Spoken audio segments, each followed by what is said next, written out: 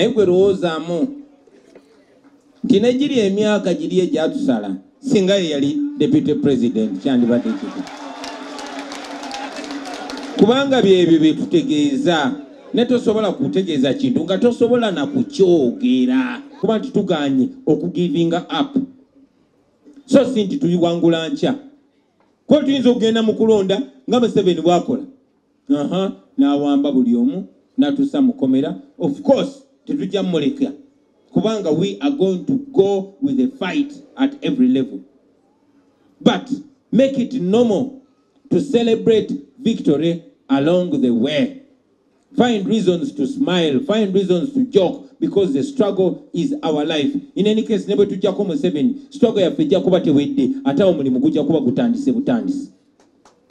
So, find comfort in the fact that Museveni ne bwatusiba twalina bunjako 220 tetunamujjako tetwapowa twalina mujjako ku mulembe gwa Ssemwogerere bangi kumwe nabalaba ku mulembe gwa Ssemwogerere mukyalemeddeko yemwe ensonga lwaki naffe twavaayo ne bavaayo Bassebagala yes abamu babagula ne bavaayo ba Dr. Kizza Besigye ne balemerako yensonga lwaki naffe twabe mwetegekere next government bobo otambula werabe ng'omukulembeze Baminister tewali balala mbalaba wano Bambasada mbalaba wano. We are preparing for new government, for a new Uganda. Nyatene mufenda bamu n'abamakomera si abagakulira babula bajjogga beeramu. So giving up basebo ne banyabo mukozese buli tuulu gye muyina okulwana. Temupowa buli kimu kiri kusaidia fenze nga nkibagamba mu abantu b'omu Buganda mulina lake mwawulidde obubaka bwa Ssaabasajja Kabaka. In fact njagala okwebaza Ssaabasajja Kabaka nga nsinzidde wano kubanga abadde outspoken era ebyogeddeko n'alaga obulyaza amaanyi n'okwefuula engeri ate nga Museveni teyeefuulidde Baganda bokka, yeefuulidde Abasoga, yeefuulidde ab'Engulu, yeefuulidde ab'omu West, takyabakiriza na kulonda. Neffe tuli lake nti beene Kabaka tagenda kuvaayo akubuulire byonna. Genda osoma obubaka bwa Kabaka obwa Easter tebunaweza nnaku 3 bw'omala ofungize empala ogenda olwane. Olutabaalo lwatandise dda, nze mutabaazi omukulu ndi wano mbabuulidde. Kati mulinda ki? Kati njagala mmwe ate mwerabe nga bannamukisa. Fe omugigi gwaffe gwe gw'okufulufiiringa guli ogw'abannaffe gwe gwali ogw'okusiga baasiga. Naye ffe abalina okungula tusobola okwonoona ebirime byonna bwe tutakola kituufu. Baba okusabe baba bakusomesa. Yes, okulwana kuno kuli nomo, but there's nothing as important as finishing.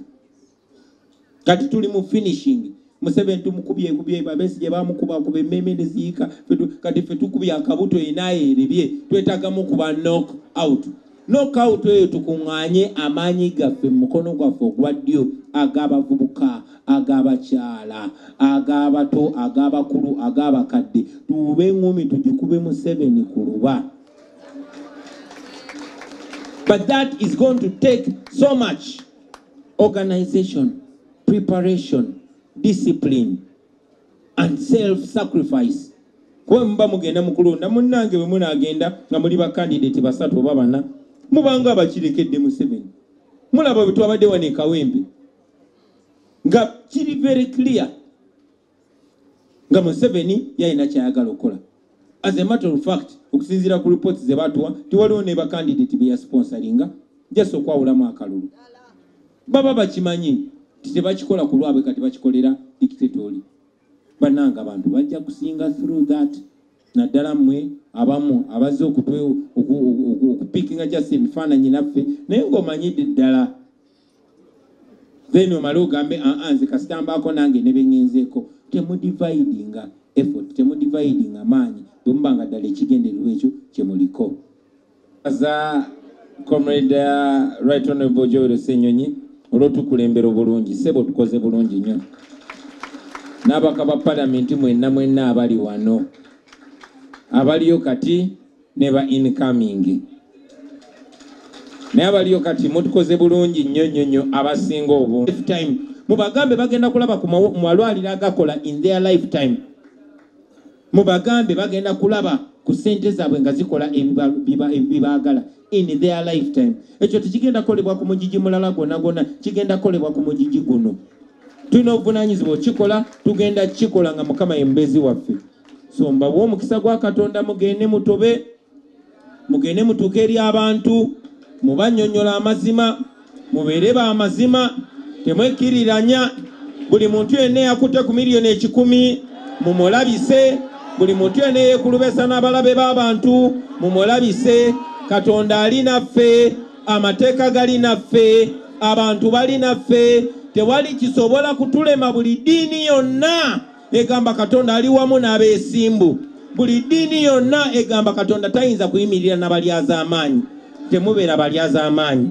mubeere beesimbu anaabeera ku mazima tugenda kuyimirira naawe anaabeera nga toli ku mazima tugenda kukulabisa Mukama abeere nammwe assalamu alaikum warahmatullahi wabarakatuh. Manya Sari Isaac Keith, aspiring mayor Nasana division. Akusooka kwabenda olukiiko lwa leero lutusanyusiza nnyo whereby nti abantu babasomesezza bulungi nnyo era deputy president wa Buganda wamu ne president balabulidde abantu kiki ekirina okukolebwa ng'era bagambye nti ground work ye matalinga tubadde nga n'ekizibu nga waliwo abantu abagenda balimba abannaabwe nti ffe tugaba kaadi ffe tukola ki bakibalambuludde olwaleero nti obuyinza babuziza ku ground babuziza mu bantu bali awo wansi era omuntu oyo mulonze wa wansi alina mandate nene nnyo okulonda oyo omuntu gwayagala amukiikirire omuntu gwayagala abeere meeya omuntu gwayagala abeere MP omuntu gwayagala abeere ekifo kyonna so obuyinza bubudde abantu abo bali ku ground so abacandidates abadde nga balina fear kubanga batwale n'ekizibu nga abacandidates abamu babatiisatiisa wotawagira ono tujja kufuna kaadi kati kizeeyo eri abantu so twagala nnyo conference eno nti abantu bayize era abantu bagenda kwetereza abantu bagenda genda ku ground batandika okunoonya akalulu. Kola yaffe nga bwebadde ya National Unity Platform ebbanga lyonna abantu abamu babadde balowooza nti okubanga osemberedde nnyo omukulembeze w'eggwanga okubanga osemberedde obukulembera National Unity Platform kikuwa enkizo okubanga osobola okubeera flag bearer naye olwaleero tuli basanyufu nnyo nti obukulembeze bukitadde point clear mu bantu bonna ne bategeera nti kakati amaanyi g'abantu ge gagenda okusalawo kwani agenda okukulembera kubanga nga omukulembeze bwakyogedde nti akaseera kalinga ekibiina kyakajja kyayingiza abantu bayitirivu nnyo n'abaali tebasaanidde n'abaali tebali ku mulamwa gwe tuliko ogw'okununula eggwanga lino naye ate ku luno nekiba nga kyaba nti twaleeteramu okubanga abakulembeze be twalonda abasinga tebaali bankizo ngera tebali ku nsonga z'Abannayuganda naye olwaleero abantu bennyini wansi be bagenda okusalawo mukulembeze ki agenda okubakulembera ekisanja ekijja ekya 2026 paka ku 2031.